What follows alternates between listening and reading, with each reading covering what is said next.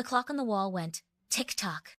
Not just any tick-tock, but a very enthusiastic, jazzy tick-tock. Hickory the mouse, wearing a tiny conductor's hat, bounced on the balls of his tiny feet. Choo! Choo! Almost time for the tick-tock train, he squeaked. Dickory, Hickory's best friend, a fluffy, slightly bewildered squirrel, was struggling with his shoelaces.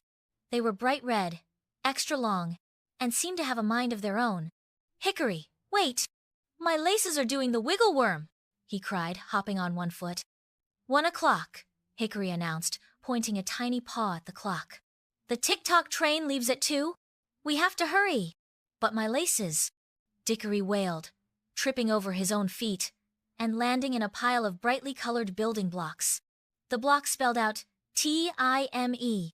Hickory, ever the cheerful optimist, grabbed a block. Look, Dickory, time! Just like the clock. We need to use our time wisely. Dickory, still wrestling with his laces, looked at the block. Wisely? Yes, Hickory chirped. That means we have to be quick like a cricket and clever like a cat. We need to get to the station before the tick-tock train goes choo-choo without us. 2 o'clock. The clock chimed. Dong, dong. The sound echoed through the little house. Dickory's eyes went wide. 2 o'clock. My laces.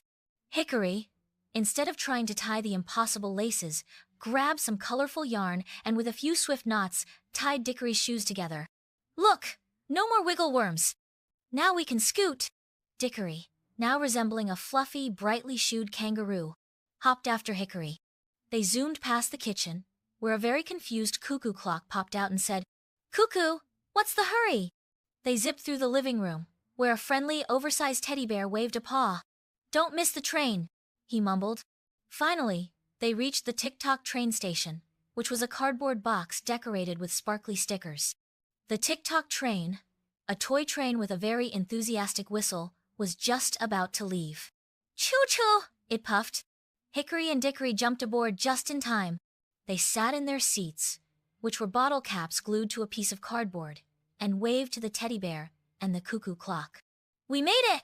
Dickory exclaimed, finally catching his breath. Hickory smiled. We did. We used our time wisely, and we learned about time too. And look, he pointed to the clock on the wall of the cardboard station. It's 2 o'clock! The tick-tock train chugged along, making happy choo-choo noises. Hickory and Dickory laughed, excited for their adventure.